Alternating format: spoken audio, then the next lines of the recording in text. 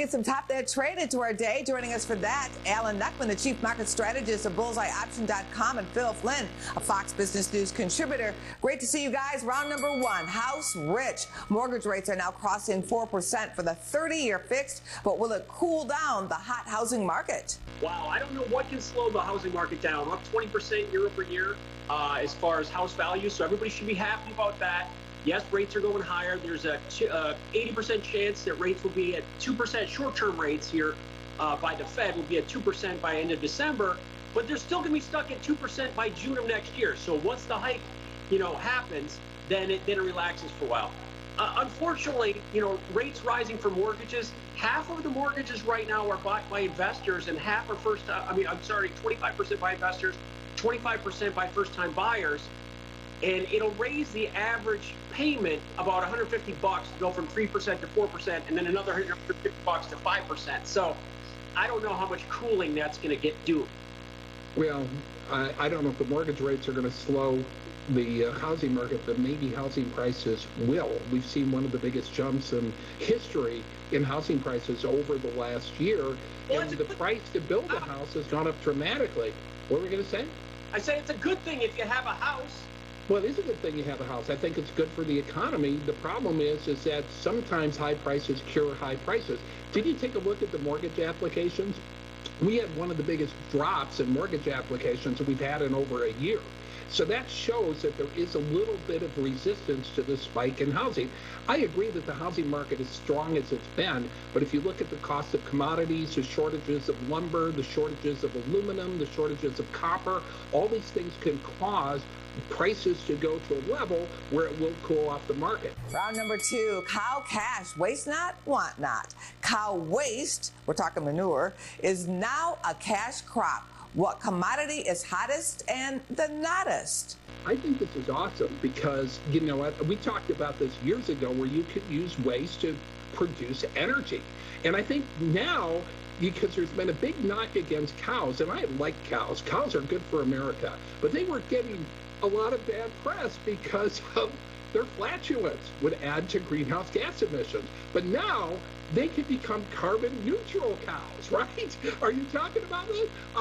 Because now they can produce, they might emit greenhouse gas emissions, but then of course if they produce energy, that green energy, that levels that out a little bit. That means you can still get your steaks, people will get off the cow's back, but at the end of the day, I think cows are doing very well.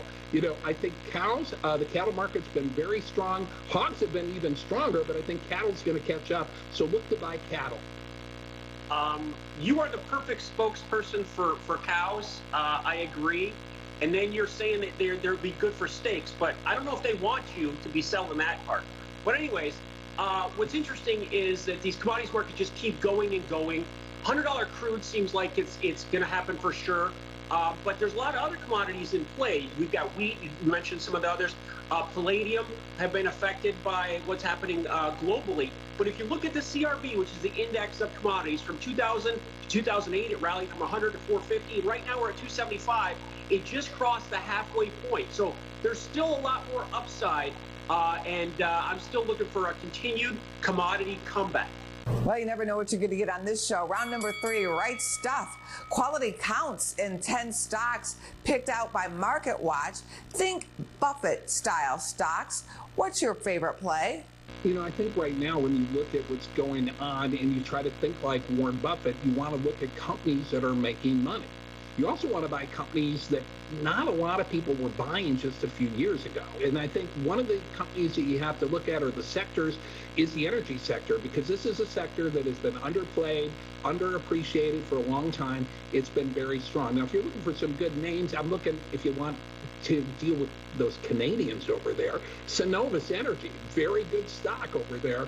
If you're looking at here in America, stick with Devon Energy. Those are my two favorite picks right now. All right, so I was looking at the quality stocks. They have quality shareholders. That's where this list came from. And it really comes from patience. These are stocks that you're looking to have consistency. They've got a brand, a CEO that spends money reinvesting it in the company. And so there are a lot of positives if you have the patience. Most people don't have the patience. So if you looked at two on the list, Costco and United Healthcare, have both rallied really weirdly from 50 to 500.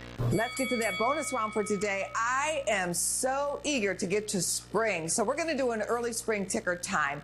Are these all true or all false tickers? Bud, B-U-D, P-L-N-T, plant, F-L-W-R, flower. True. True, all true. They are all true tickers. 2 winner chicken dinners. Business First AM will be right back after this. Don't you go anywhere.